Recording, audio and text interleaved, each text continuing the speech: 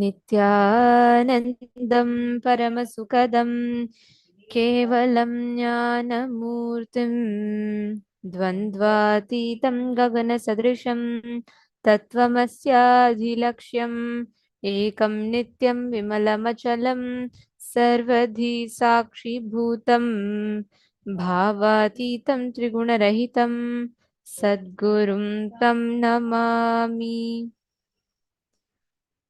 Nityanandam to all the participants. We welcome every one of you for today's Paramashivoham program. Nityanandam, Ma Sarlananda, Ma Hedi Shlak, Nityanandam, Ma Shukrendrananda, Nityanandam, Ma Nitya Ma Yushen, Nityanandam, Ma Mahajanani, Nityanandam, okay, and Ma Patricia, Ma Istak, Ma Mylene. How are you all doing today, Nityanandam? Okay, so can you all believe we are on day 8 of the program today? It's already been 8 days and we have learned so much.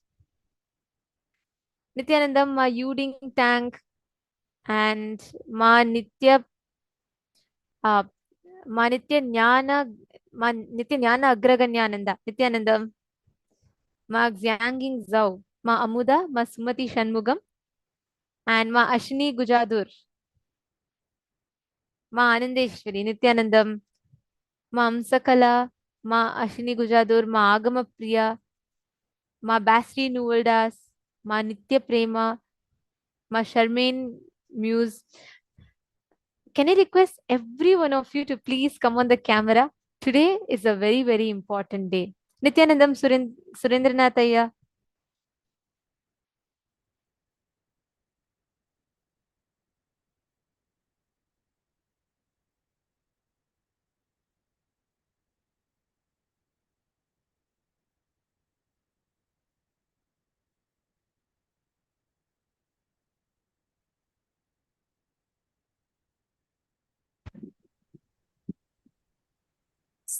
Nityanandam, Nityanandam to all the participants, Yogesh Goyalaya, Surendranath Nambiar, Nityanandam, Zudong Wang, Nityanandam, Nityanandam to all of you, all the participants that are sitting here with us. Today, we are going to be learning some very, very, very important session, and we are going to be seeing the principles that all of us are going to be learning. It's going to be about how to reclaim your life. Who all here have realized, felt that the impact of your past in your present is quite strong? How many of you are able to realize that?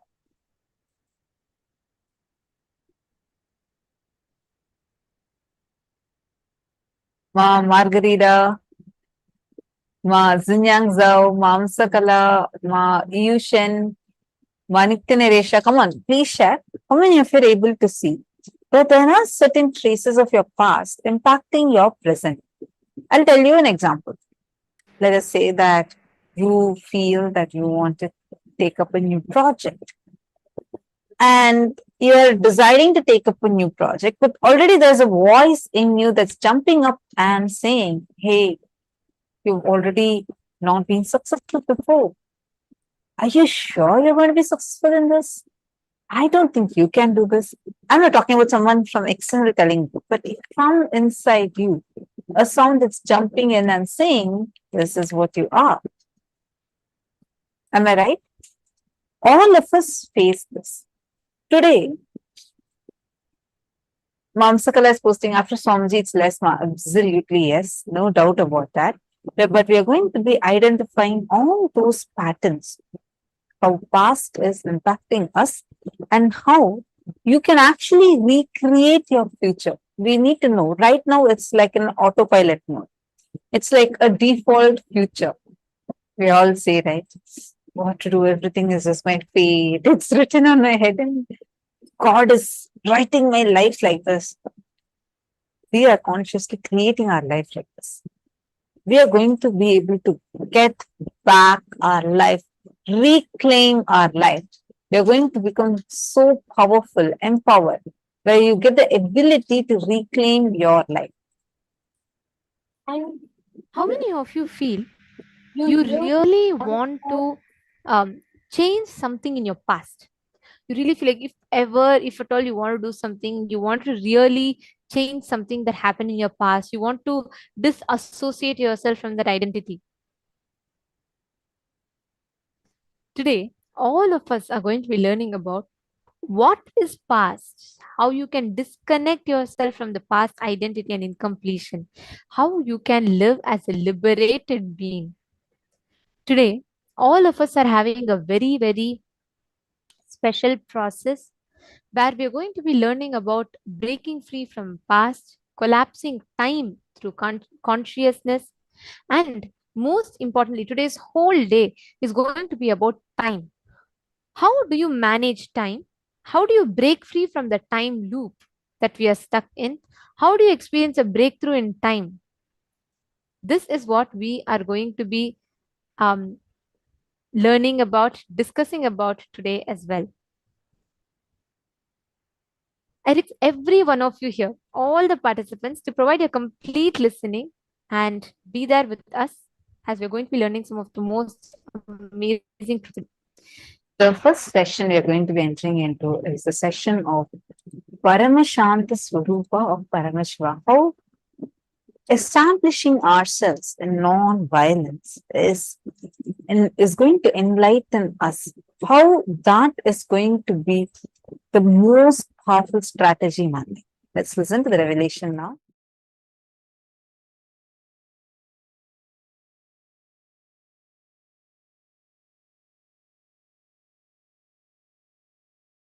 Paramashiva's message directly from Sri KAILASA. Listen.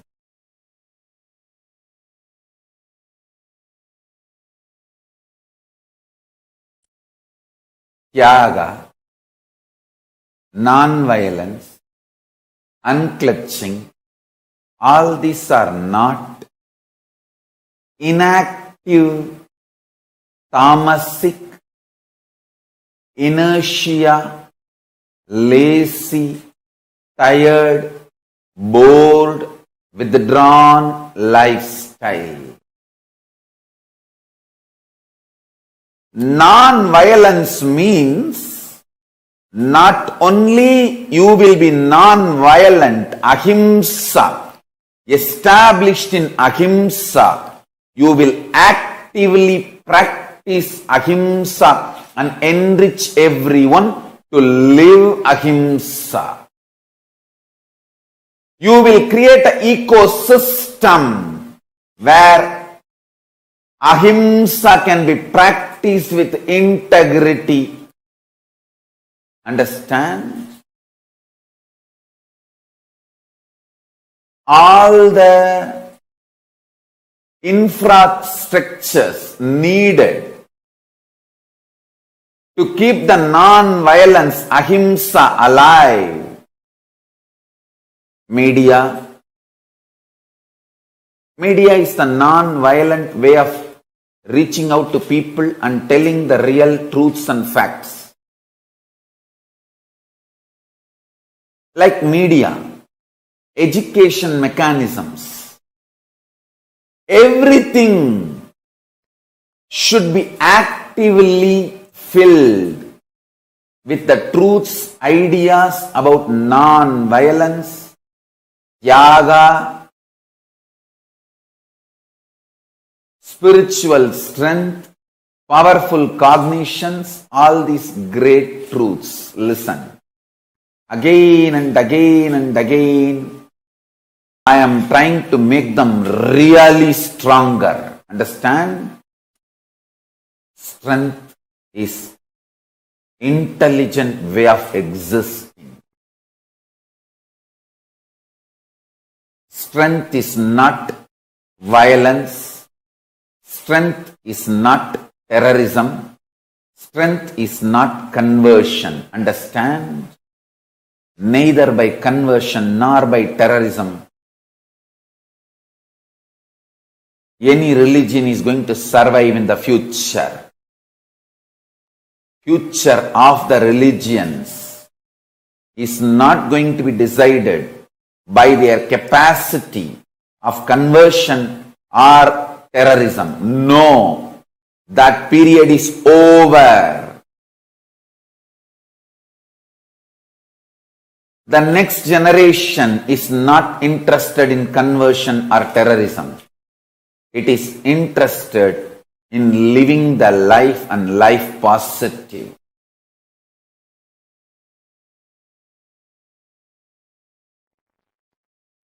All violence is delusion. Please listen. 99.9999% of the material out of which you are made and I am made. Listen. 99.9999% of you and 99.9999% of me, both not only same stuff, they also know each other as the same stuff. Hey, listen. I'm talking to each one of you. Listen to the second statement, that both material know that they are one and the same. That 0.00000001%, that only is the little arrogance, anger, makes you and me feel separate inside you. I call it delusion. I tell you, the worst delusion, greatest delusion, illusion in the universe is feeling of separation. Listen. 99.99999% of the stuff out of which you are made, I am made, all of us are made. That stuff is same. And the most important thing is not only it is same, it knows we are all same.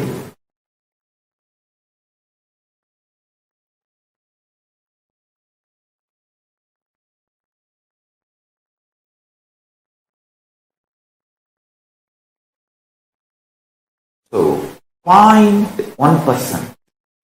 I won't even say 0.1%, 0.00001%. That only makes you feel you are separate from the universe. Anger and arrogance. Listen carefully. That is why I am telling you, feeling separated is the most stupidest and worst delusion. Worst delusion.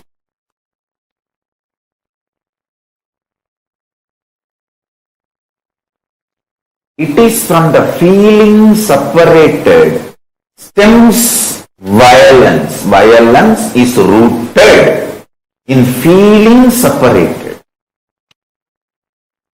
Royal knowledge, royal secret. Feeling separation should be handled with the tool of completion, not supported by your arrogance. When you feel separated, do not try to support your thought currents with arrogance. No. Try to deal yourself with completion. I tell you.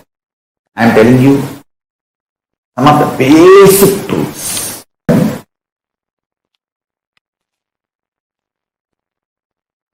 Listen. Listen carefully. Inside, if you decide no violence, no separation, if there is a separation feeling, no question of encouraging that feeling. See, listen. You are dreaming as if a tiger is chasing you and you are screaming, hey, somebody give me my revolver, please somebody give me a weapon, please somebody give me a rifle, I have to kill this tiger and save myself.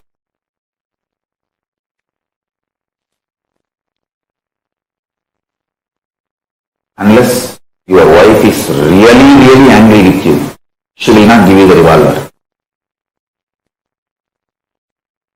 Because if you get the revolver in the deluded state, you will surely kill yourself or the people around you, not the tiger you are seeing in the dream and in your delusion. Listen. When you are deluded and screaming like that, all you need is somebody just pouring a cup of water on you or slapping you for you to wake up. You need alarm, not revolver.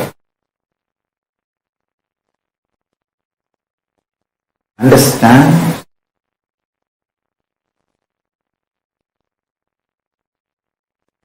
The inside you healing and understanding the core delusion is separation.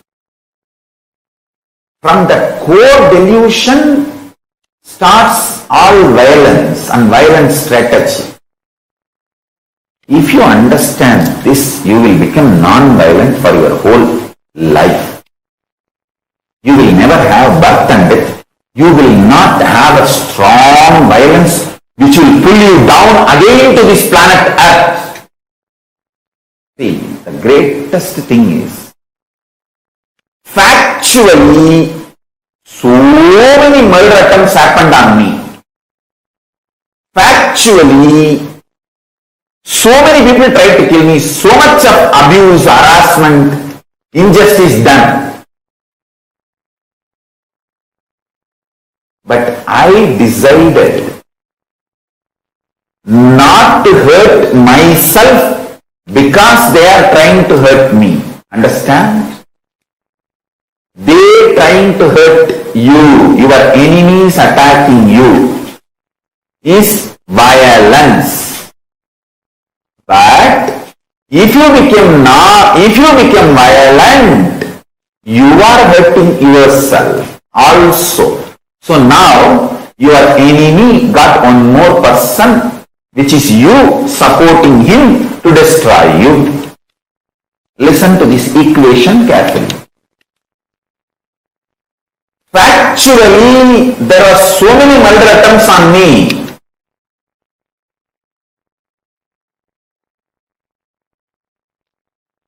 Lawfare, character assassination, murder attempts, assassination attempts, literally destroying my whole hard work and sangha, making me illegitimate. Everything happened in factual level. The evidences are there all over the internet. But in my core inner space, I did not allow the reaction of violence. Because of my clarity, separation is delusion.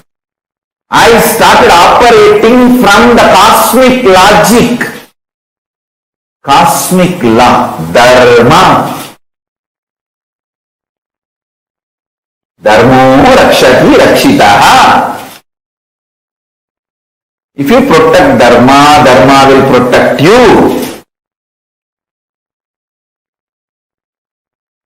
Dharmo rakshati rakshitaha.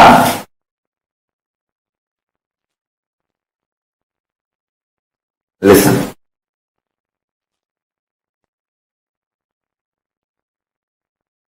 I operate from the cosmic logic. I never became violent. I only started analyzing what should I do now to fulfill my mission. What is my mission? To bring all the great things from KAILASA, Paramashiva's grace first, and all the great things like a state of Paramashiva, space of Paramashiva, powers of Paramashiva, being of Paramashiva, super consciousness of Paramashiva, KAILASA of Paramashiva, all the great science, technology, methodology, knowledge, all those great things, bringing all of it and sharing it with the world. I tell you, if you don't react, don't get agitated with violence inside, you will be so aligned to your purpose, you will be productive for yourself. Feeling productive for yourself is the ultimate completion you need when you need to die, when you need to leave the body. You see, when I need to leave the body, I am absolutely clear. I have feeling that productive for myself, my goal. What I want as a life, I am productive to myself and my purpose, my strategy. That is what is fulfillment, purnatva, completion. If you carry that when you are leaving the body, you will be enlightened, you will be liberated. You don't need to come back once more. I have absolutely that asset, and I want all my kids especially to learn this, understand this is what Arunagiri Ishra drilled inside my core when I was 10-year-old boy.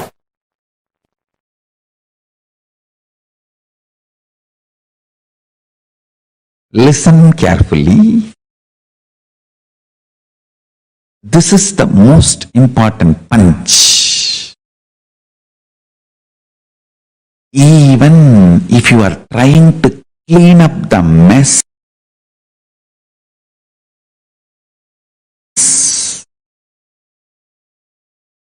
created by the reactionary assumption patterns and reactionary assumption lifestyle, even that will be delusion. The one and only solution is unclutching, withdrawing into supernal effulgence of Paramashiva. Listen. Yesterday's satsang I gave a very simple method. If you just internally tell yourself, okay, I am not going to struggle anymore with this business which is torturing me, with this job which is torturing me, with the relationship which is suffocating me, I am declaring liberation, I am withdrawing. Even if you take a conscious decision, don't do, I'm not saying divorce, I'm not saying resign the job, I'm not saying sell the company, no. I'm saying decide to create an inner space for yourself.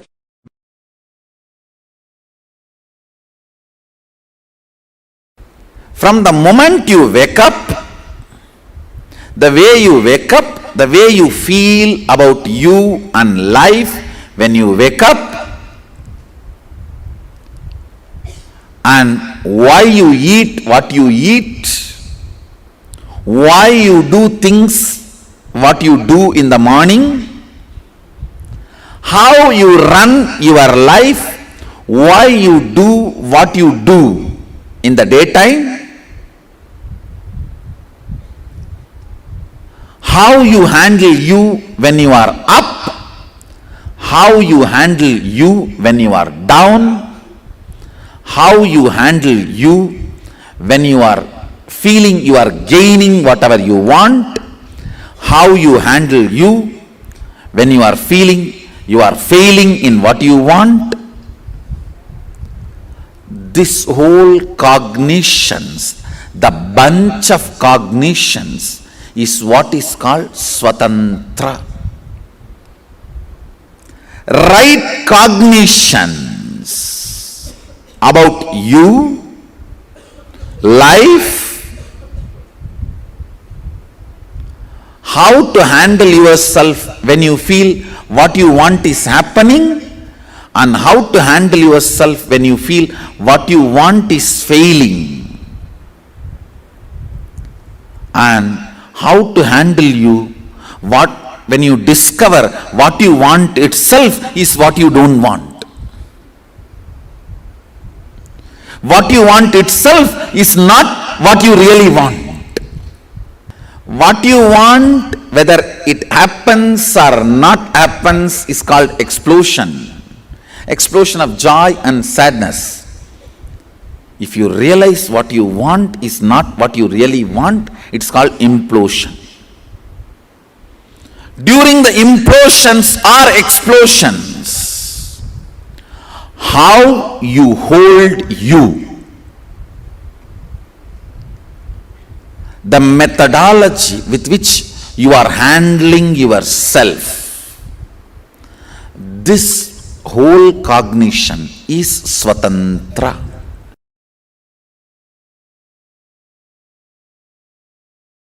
Listen carefully. Shanti means able to see the gap between what is the instinct of the I and what is the instinct of the mind. That is Shanti. Able to see inside your inner space. The thoughts generated in you, are they from mind or are they from I? Always the I realizes and releases only powerful cognitions.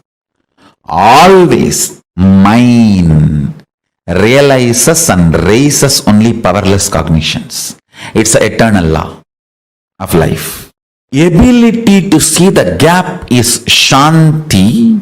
Inability to see the gap is Moga. Understand? Worst shade of the lust is not the attachment with another person or the body. It is not the craving or the attachment you have for another person or the body. It is inability to see the cognitions you are carrying are from the I or from the mind. Shanti means ability to see the gap between these two. Is my decisions and ideas, identity is coming from the I or mind? Be very clear. All the great things comes from I and all the worst things comes from mind. Lust confuses you and makes you feel the I is the source of the mind, and many of the decisions of the mind gets the rubber stamp of I and gets executed. That is the worst forgery happens inside your system. Understand? It is like forging the president's signature. How can the country be safe if somebody forges the president's signature? Because once the moha is able to convince you the decision of the mind is the decision of the I, you just do it. Paramashiva is called as Paramashanta Swarupa. Meditate on this quality. I commit with you, I'll program this Paramashanta in you.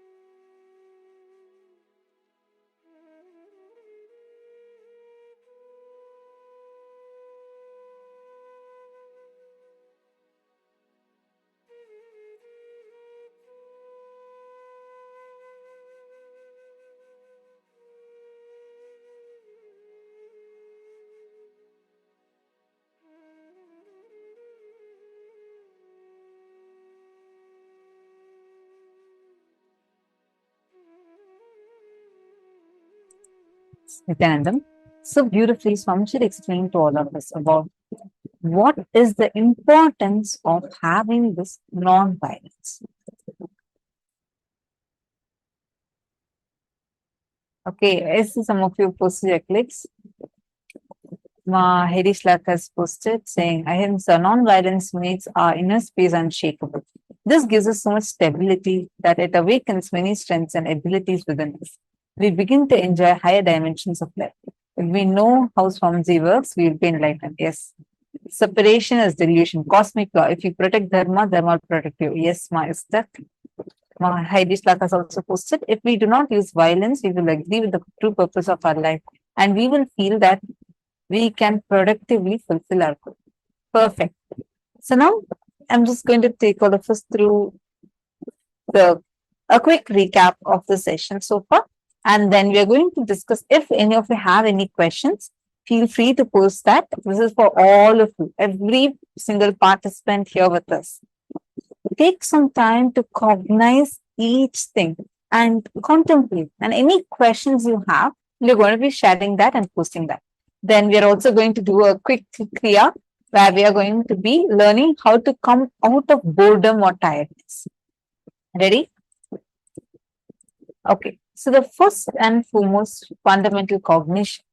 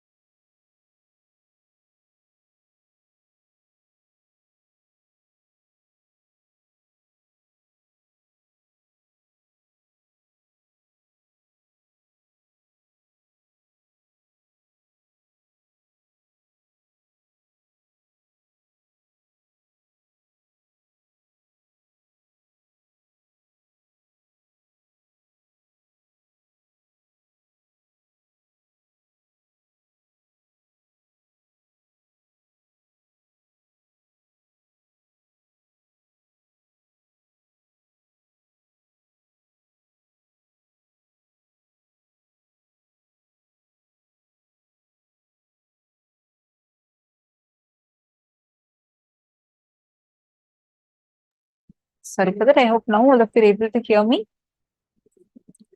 So now, cognize each of these statements.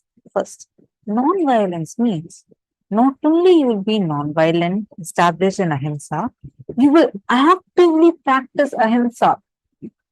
Many times, this non-violence is thought to be as just being inactive. Swamiji says, inactivism is not non-violence. Just because someone is not active does not mean they are non-violent. Inactivism actually comes out of deep-rooted violence. If you actually look in your life, if you're struggling with the pattern of laziness, if you're struggling with the pattern of being inactive, being non-involved with life, that actually stems from the root of violence towards life. You just look in, why am I inactive? Why am I lazy? We usually think laziness, inactivism, all of these to be something like, where I'm just not really active. Probably I'm just lazy. But that also comes from a deep-rooted violence. Come on, all of you take a few minutes and share my yoga jnana, ma Amsakala, ma Kareen, ma Mylene Seymour, ma Basri Nevaldas. I see many of you sitting here. May I request all the participants take a few minutes and share with us how are you able to map this understanding in your life? So you are able to see how the cognition of separation is the root cause of violence. How many of you are able to resonate with this powerful cognition? Please take a few minutes and please share it here. Ravi Kumar Ayya, Ravi Kumar BN Ayya, Yogesh Goyal Ayya, Nityanandam, and Ma Shukrendraananda, Zudong Wong, and others. Can I request all of you also to post? Please post in the chat. Whatever you're understanding, post it up in the chat. And Amrita Paya, I see that you regularly do sharing on social media and you reach out to people sharing about the program. That is very nice to see. I also would like to encourage you and request you to please reach out to your near and dear ones, especially if someone is stuck with time related issues today, and inform them this. See, because really this one cognition that Swamiji is giving today will make a huge difference, not just in terms of managing time, stress, not just that, the load of the past incompletions that we carry, everything will be completely redesigned for us today. Ravi Kumar BNaya, Chai Kun, I request all of you to also please post. Ma Mylene Seymour, what did you understand? How are you able to map what Swamiji just revealed? What was your click? Please take a few minutes and share. And where are you from, Ma Mylene Seymour? Which country are you from? Mamsakala, what did you understand? How are you able to map this and see in your life? Mamsakala is having a wide smile. I request all of you to take a few minutes and please post it.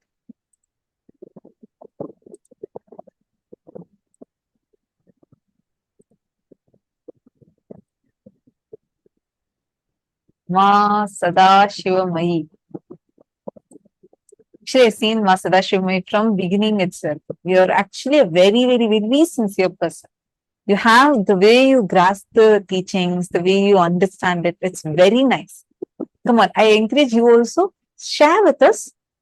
What did you understand? See, actually, you will see.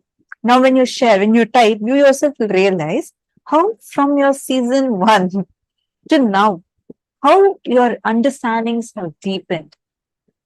And you see the same truth. The way you cognize, the way you understand it itself will be so powerful, so deep, such that now the powerfulness the subjective reality you feel about you, with that you can influence their life. So you will start seeing its effects. Now you just need to take a little more step of starting to cognize it a little more deeper. Could you please share what did you understand from this session? I request all of you to take a few minutes and share.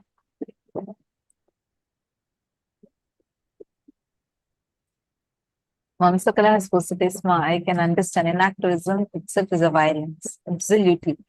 Mamsakala, actually, if you can look into any particular incident and trace it back, like for example, a simple decision.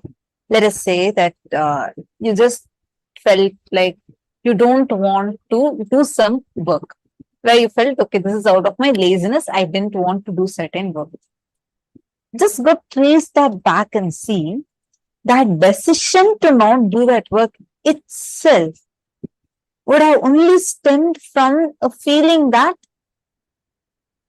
a kind of violence where you feel either something wrong has been done to you, or you feel like an anger. Oh, why all the time only I am expected to do this?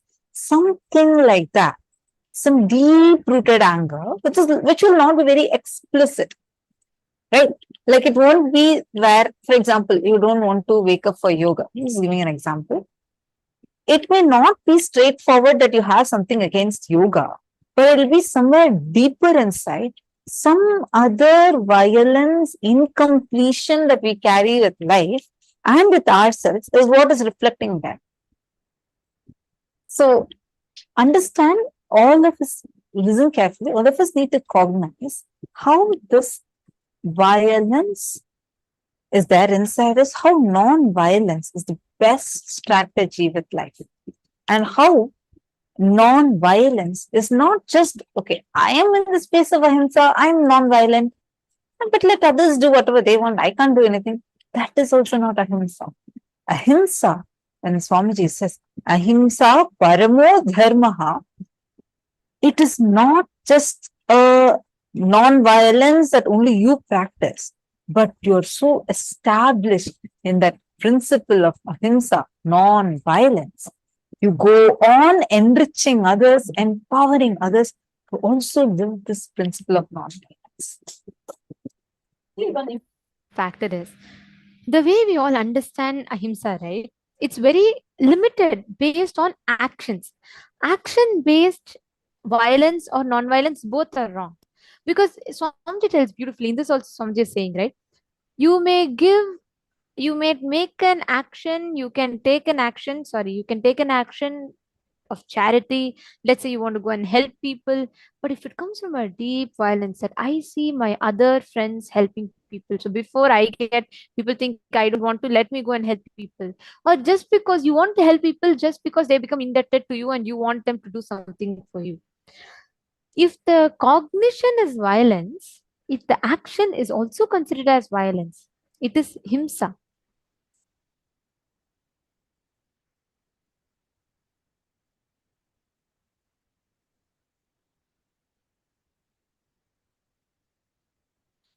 Every single one of us understand the cognition of himsa, violence that we carry, is not the action, but it goes back to the very root current of it, where it starts from, where the whole violence stems from.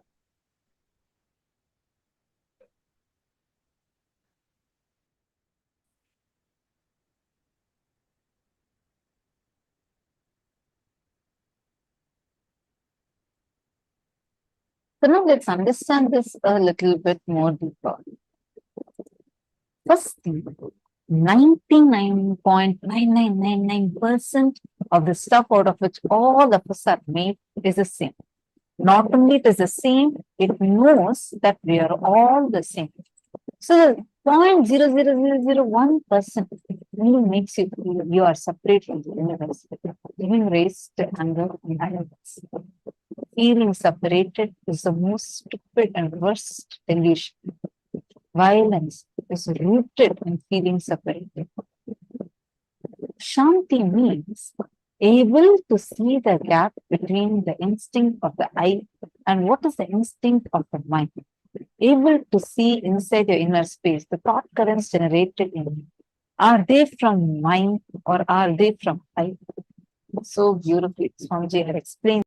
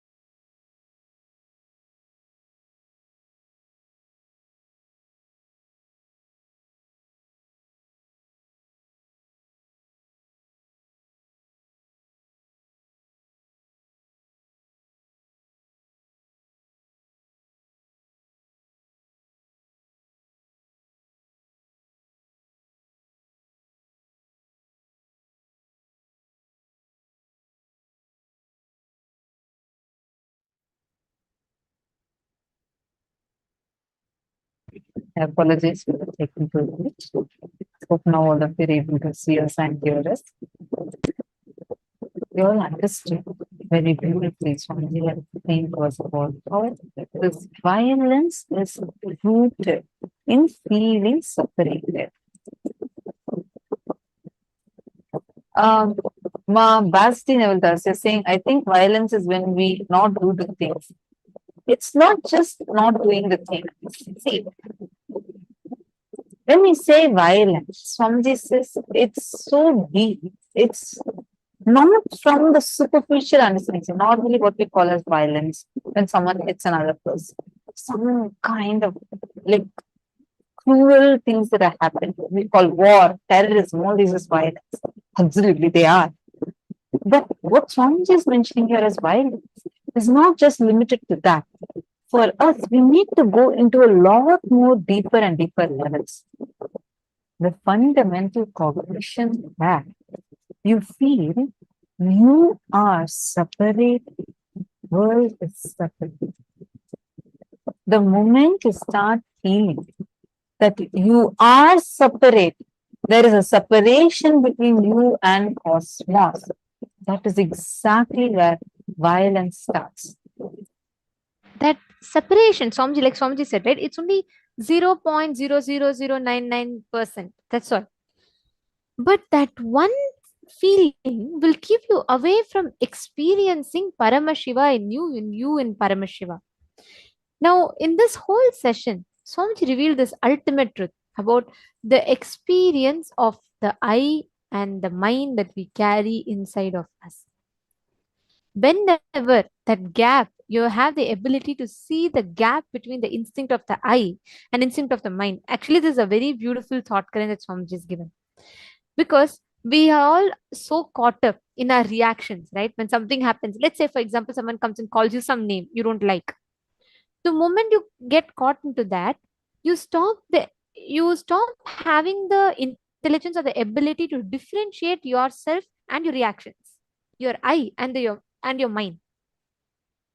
So see, the thoughts generated inside you, are they from your mind or are they from the I? See, a very beautiful example here. I see Sadashivoham has a beautiful message. And she's posted a long message. I'm just going to give a gist of it. She has posted saying how her whole attitude for life before attending the sessions, before taking up the program. She says that I thought as long as I didn't do bad things, it would be fine. I originally thought that was a correct state. But from the first class, I found that my attitude towards life was wrong. I did not participate or express anything that happened externally. This was an irresponsible attitude towards life and myself. Very beautiful till here. I know you have written a very long message. Till here, if you see, Ma, all of us can understand from this very example that Ma Sadashivoham has posted shows how this attitude towards life at that point was from mind. What is mind? Let me take care of that. This is all mine. This is mine. That is mine. This is who I feel myself to be. This is mine. So from this cognition of only this much is mine, the rest are not mine. When we operate, we feel like I didn't do bad things. So what is that? Then she is posted next. Now, after attending Swamiji's sessions, she's posted very beautifully how she feels everyone is her own responsibility because they're all her extension. And she's written how her understanding about whether it's living in a bad earth, bad environment, or relationships in every level, it is her own responsibility. Very beautiful, Ma. Now, what you have identified, and you said, yes, I used to feel that I was disconnected from others and I always saw myself. Now, Master lets me see that I have been taking away myself. He has been asking me to remove my boundaries. I am the one with all things. I have unlimited power. This feels great. So sweet. Now, what you're talking is from where your I is getting established more and more in that space of Paramashanta Swarupa, where you know there is actually no separation Everyone is connected. Every one of us are made of the same mold as Paramashiva, the same wax. We are having the Paramashiva Dhatu, that as our very source. Same wax from which Paramashiva is made is the wax that is making all of us. That is the source. In our source, all of us are an extension of each other. If we understand this, even the way how we deal with life changes. You will never do something bad to others. I remember Swamiji actually in KAILASA, even killing a mosquito is wrong. We don't kill mosquitoes. We don't kill insects. Even if a mosquito comes and bites you, you are only allowed to shoo it away. You can't kill it. But we all generally have a practice like we say, touch, and we kill it, right? But in Kailasa, Swamiji has banned even killing of mosquitoes. He can only say, okay, just go away, don't come and bite me. And we are not allowed to use any of these electric bats or anything that can kill these mosquitoes away. We don't use it. We don't, like Swamiji is so non-violent to the core. Even he cannot even think of hurting another being. Even flowers, Swamiji actually told us, even for if you want to pluck flowers, go ask the plant. The plant will drop its flowers on your palm. That's the way how Swamiji trains us.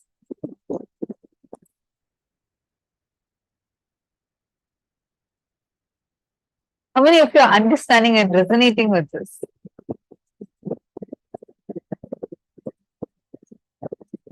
Okay, see some of you waving your hands. Good. Now let us start. How many of you feel like, yes, I want to now be established in that space of Paramashanta Swarupa of Paramashiva? I want to establish myself in this non-violence.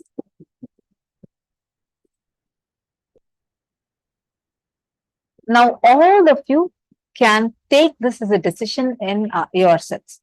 Let's take a few minutes and actually identify at least one incident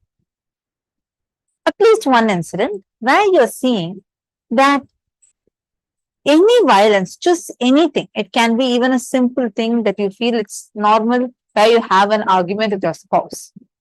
See, even in that, where all, like, are you experiencing that you are operating from violence, even subtle violence, where you feel like you want to hurt another person just because you feel they hurt you. See how it is stemming from the root that you feel you are separate, the other person is separate. The moment you understand this, the first thing you'll start doing is you will start dealing with others the exact same way how you will deal yourself by yourself. I remember once actually something happened and Swamiji was revealing to some of the Adinavasis, saying, when Swamiji says that others are your own reflection, it is not just it's not just a cognition, okay, it's not like an idea that you need to understand. It is real. When you start looking at people that, hey, everyone is my own reflection, Swamiji said, the next understanding that needs to happen is, let me handle them the exact way how I handle myself in that situation. The same cunningness you have, the other person also has. The same greed you have, the other person also has. The same fear you're going through, the other person also has. Now, when you know how to bring yourselves out of certain delusions, out of certain fears, use the same thing to deal with the other person. You will always be successful. That is the non-violent way of how to operate in life. How many of you are understanding this? Can I request all the participants to please post what you understood in the chat?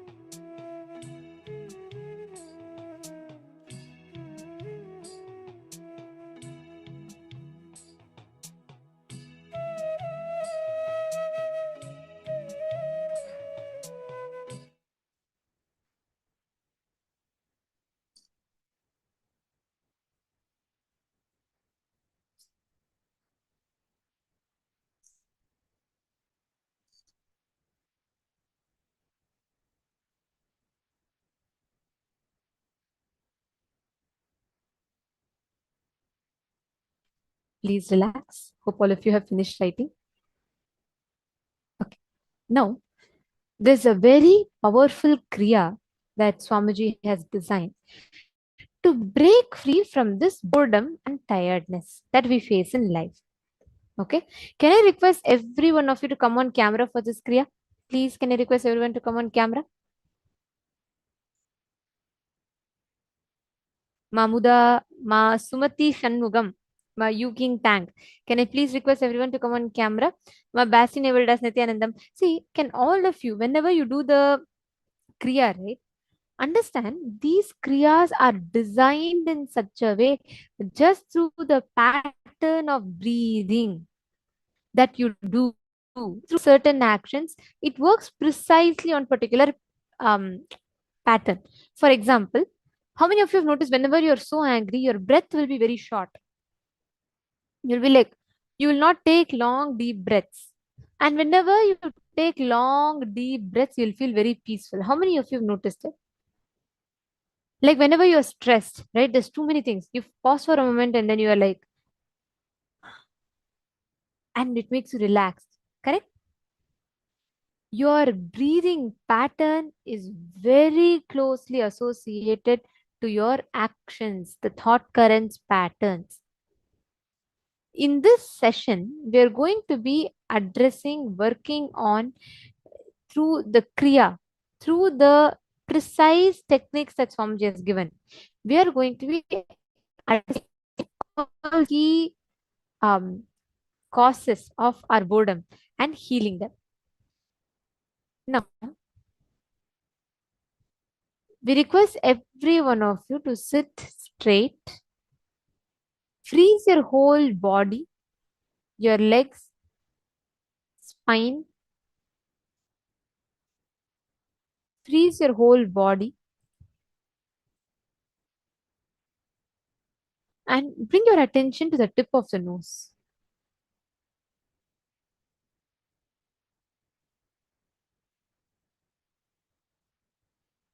Inhale and exhale as slowly as possible and as deeply as possible, and unclutch from every idea that you have collected.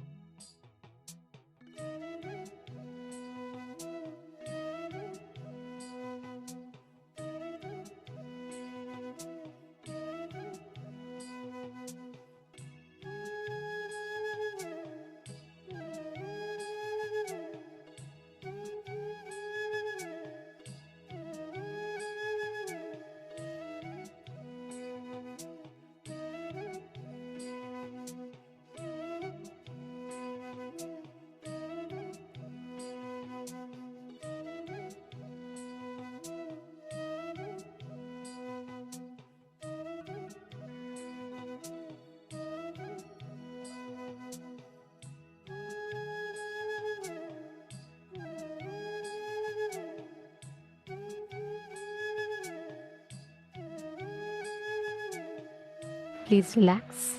Please settle down. I request all the participants to slowly please relax.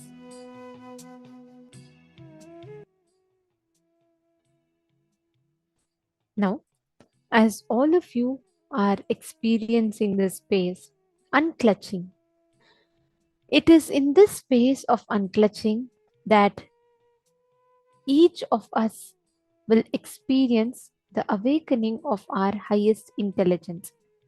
Which means, in this space of unclutching, right, we manifest the experience of Paratva, or where anything that you consciously create inside of you when you're unclutching, life will manifest that as a reality for you. Anything that you create inside of you, any will that you generate inside of you, becomes a command for the cosmos.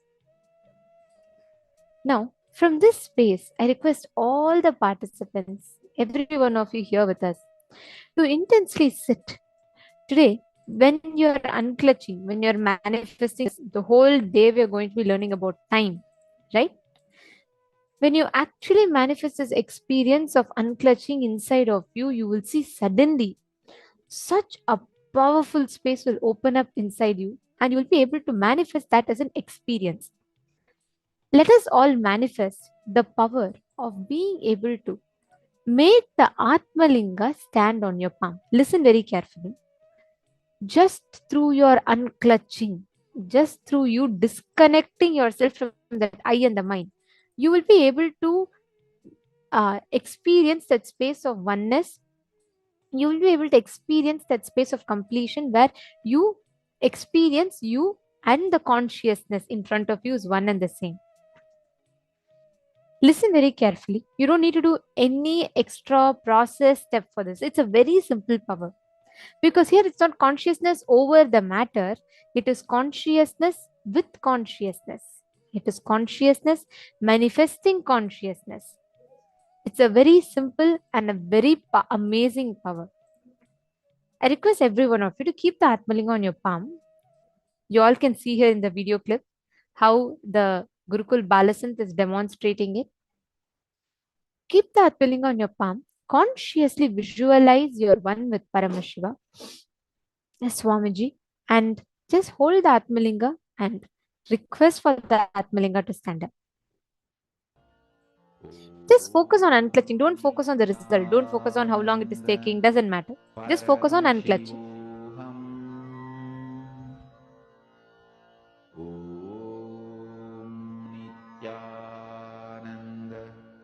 Paramashivoham Om Nityananda Paramashivoham Om Nityananda Paramashivoham Om Nityananda Paramashivoham Om Nityananda Paramashivoham Om Nityananda